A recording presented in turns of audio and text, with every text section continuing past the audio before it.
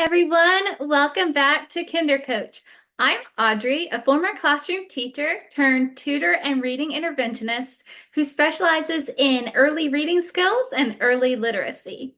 If you like what you see in this video, please don't forget to like and subscribe so that you're sure not to miss any of my other videos and so that we can share this information with others. In my previous video, I discussed letter reversals. We discussed what they are, a little bit about why they happen, when we should start to get a little bit concerned about it, and things of that nature. If you missed that video, I will put a link in the description below so you can jump back and watch that one before watching this one. Okay, so before we get started on strategies for helping children with letter reversals, I'd just like to mention a few things. So the first thing is, when you are initially teaching children about letters and sounds, so they've never learned letters and sounds before, you want to be sure to separate the most confusing letters. So like in my previous video, I discussed that the most common letter reversals are the lowercase b and d, as well as lowercase p and q. So let's use b and d as an example because this is the most common. We're not going to teach our students, our little ones, the letter B, the sound that B spells, and then immediately jump into the letter D and the sound that it spells or the sound that it makes. This is very confusing, one, because the letter names sound very similar, B, D, and because they look very similar, which is why they're so commonly reversed. So we don't want to confuse them right off the bat by introducing those letters at the same time. I would put probably a couple weeks between them, just to give your students time to master one before hopping on to the other. And again, this is a reason why teaching letters in alphabetic order isn't necessarily the best option to use when you're teaching letters. I do have a previous video on the order of letters, which letters are recommended to teach first, if you want to watch that one as well. Okay, so the next thing I want to mention is to be patient when children are having letter reversal issues. It is not something that's going to be fixed or corrected very quickly. It will take some time for this student to stop reversing the letters. That's completely common and normal. Just be patient. Also, these strategies that I am going to share with you, these are not the only strategies. These are just some of the most common ones and the ones that I personally use with my students.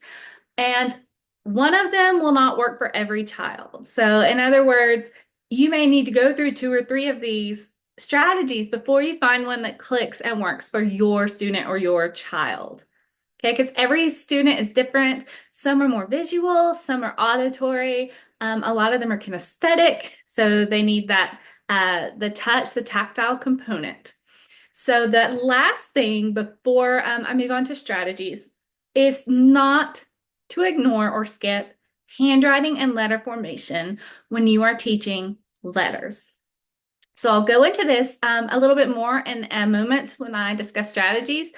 But what I mean is a B and a D are formed differently. Some of you may not realize this, but I'm going to show you that later.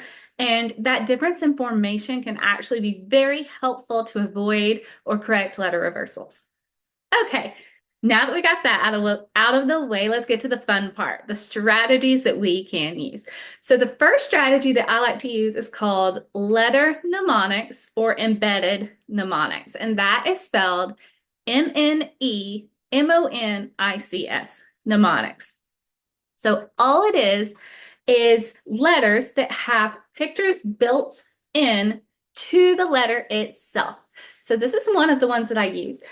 We have B for bat and D for donut. And then moving on, we have a pencil for P and a quarter for Q. So what's the difference between using these and using cards that have the letter on one side and something that starts with that letter over here? So research has shown that when the picture is actually incorporated into the letter form itself, like this bat is actually forming part of the B, the donut is actually included in the circular part of the D. This is shown to be much more effective and helps students learn letter sounds more quickly. So this is actually my favorite set to use.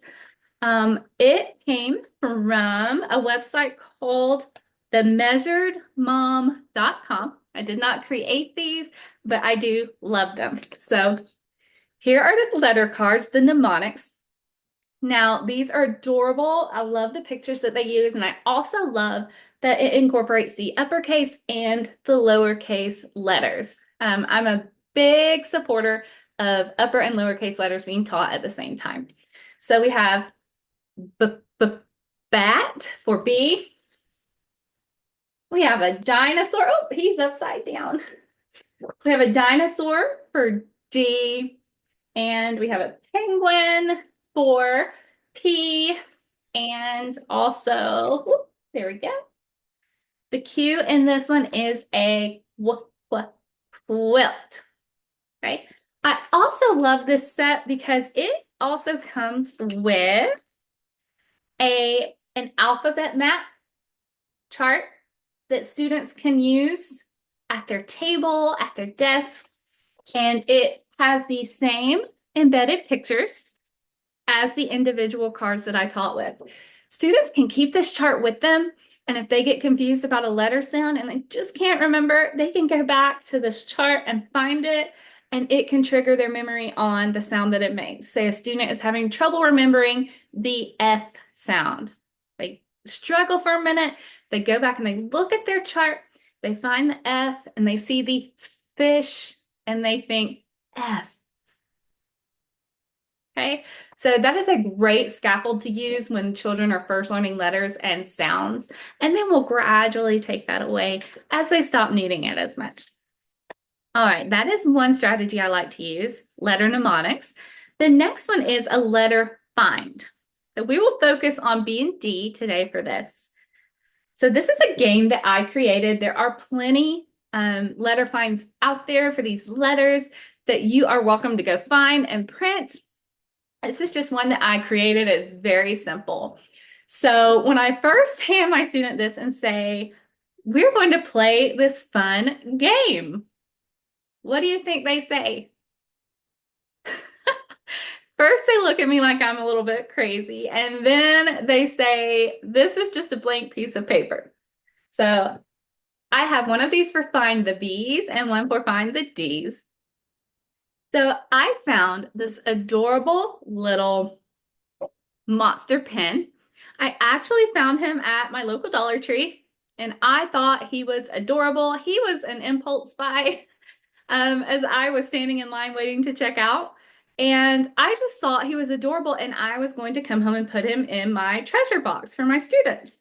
Well, I got him home and realized that he is actually a UV light pen. So there is a UV marker attached to him, and when you push the button, he lights up and you can read the invisible letters. So I call him my magic monster pen, and I immediately ran back and got a few more for when the battery runs out in this one. So what I did was I used him to write random letters on my card, and I mixed in those lowercase b's or d's with the other sheet. And the student has to turn on the light and they have to find the letters. Unfortunately, with the lighting and the camera that I am using, you can't actually see this happening through the camera. So I'm going to try to show you a picture. Let's see if I'm able to share my screen here. And I'll show you a picture of my student actually using this during a lesson. Okay, so here she is, and you can't see it super well, but if you take a look, you can see her pointing to, actually in this case, I believe it is a D, so then I would have pointed out to her that she needs to double check the letter and make sure that it is a B before we circle it. So that is one of my students using this, since I cannot show you here. I laminated these so they are reusable. With the laminated sheets, my students circle with a dry erase marker. And if it is not laminated, the first time I used it, I wasn't sure how well it would go with students. So I just did some cardstock, and my student used a dot marker to dot the letters as she found them. So either one of those, super simple, lots of fun. The kids love it. All right, so moving on, the next technique or strategy I'm going to show for B&D reversal is the thumbs up trick. So it's going to be backwards to you, but hopefully you'll still get the idea. So we want our students to hold their thumbs up like this in front of them. We don't want them to do this. We want to make sure that the palms are in. So as you can see, one looks like a lowercase b and one looks like a lowercase d. So I have seen this done two different ways. In one way, they have the student think of a bed. So the B is going to be backwards for you. I apologize, but you can do it yourself so you can see. The B comes first, then there will be an E in the middle, and then it would end with a D. So B, E, D. And that can help the student remember. Personally, I like to use alphabetic order to teach this. So I would say when you're saying your ABCs, you would say A, B, C, D, and that helps them remember. You can hold up a card. Oops, wrong one. You can hold up a card to show them what you mean by it looks like a B. I've also seen it done like this, several different ways, but that's just the way that I prefer to do it. And this is something that students can use wherever they are. They can do a thumbs up. They can do it under the table if it makes them feel uncomfortable to do it up here. It's just an easy strategy that I use with a lot of my students. So the next trick is one that I don't personally use, but I know a lot of teachers who do. And that is B has a belly, D has a diaper. So B, belly, D, diaper. Let me show you a picture of what I'm talking about. I do not have the resource with me because, again, this is not one that I use. Let's see. We want to do this one.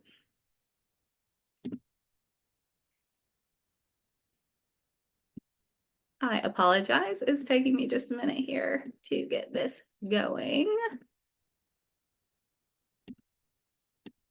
Here we go. Okay. There it is. So hopefully you can see a picture. You will use this picture as you're teaching. You see the person is facing one direction with the belly and the opposite direction with the diaper. This picture even has lovely little stink marks coming out of the diaper, which is a little gross in my opinion. But if it helps the kids remember, gross is fine, right? So that is the one that is used in a lot of classrooms. All right, the next one I want to talk about is letter formation. I mentioned earlier not to neglect handwriting, and in this case, this is how it helps. So when you are writing a B, it's actually formed differently from when you are writing a D. And again, a lot of people don't know this, but when you are forming a B, you're going to do the straight line down first, back up and circle around. Crooked, so sorry. When you are doing a D, when you're writing a D, you're actually going to do the C formation first, and then you're going to go up and back down. So how does this help? So I have found that when students know this, B is facing this way. B comes before C. So B, C, D. I've found this to be very helpful to most students, not all, but most.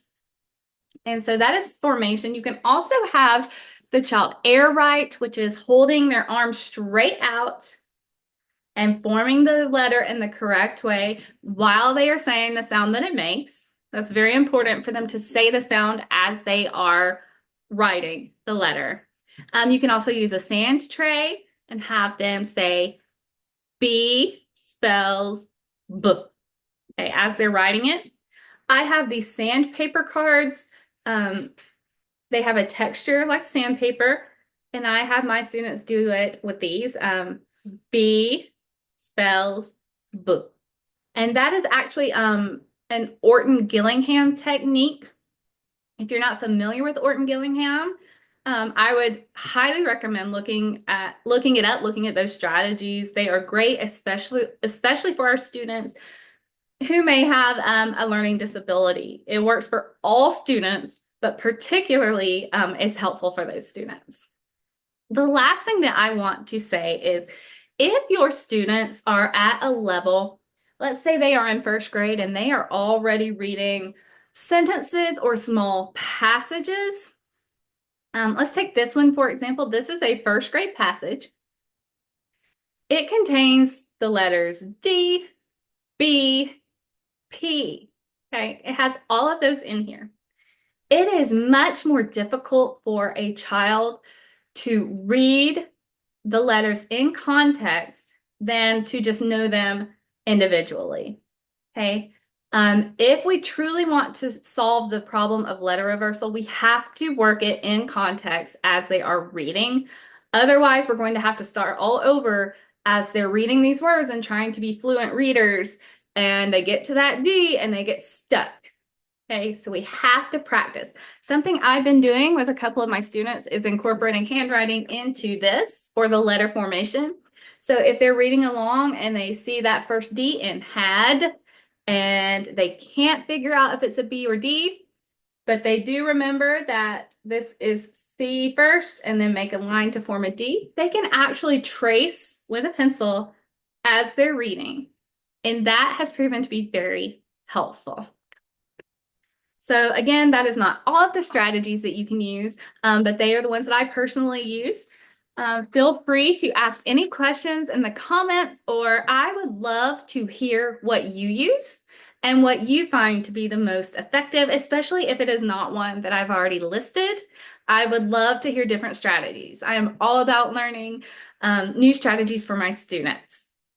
So that is it for this video. I look forward to seeing you in my next video, and until then, happy reading.